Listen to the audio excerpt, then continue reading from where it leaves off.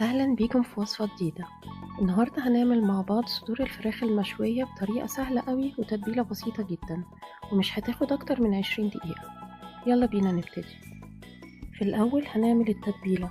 هنحتاج ملح وفلفل وزعتر، بابريكا، بودرة ثوم وباربيكيو صوص وزيت زيتون أو أي نوع زيت تحبوه، ونقلبهم كويس جدا مع بعض، ونصبها على صدور فراخ متقطعة مكعبات ونخلطهم مع بعض كويس جدا. وانا سايبالكم المكونات والمقادير تحت في الديسكريبشن.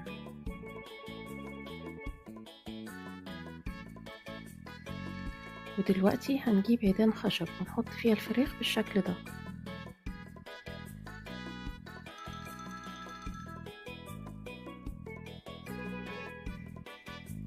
وعلى جريل سخنة مدهونة زيت هنحط الأسياخ بتاعتنا ونغطي لمدة 10 دقايق على نار متوسطة، وبعدين هنقلبها على الوش التاني ونكمل تسوية من 5 ل7 دقايق كمان من غير ما نغطي. ولو ما كانتش أخدت اللون الذهبي الجميل ده ممكن نزود دقيقتين كمان.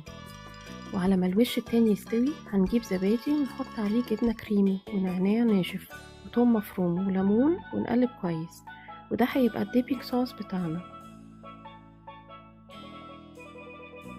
وبس كده، خلصت وصفتنا، سهلة وسريعة. ياريت تجربوها وتقولولي رأيكم في الكومنتس، وما تنسوش اللايك والشير والسبسكرايب والجرس عشان توصلكوا كل فيديوهاتنا الجاية. وبالهنا والشفا.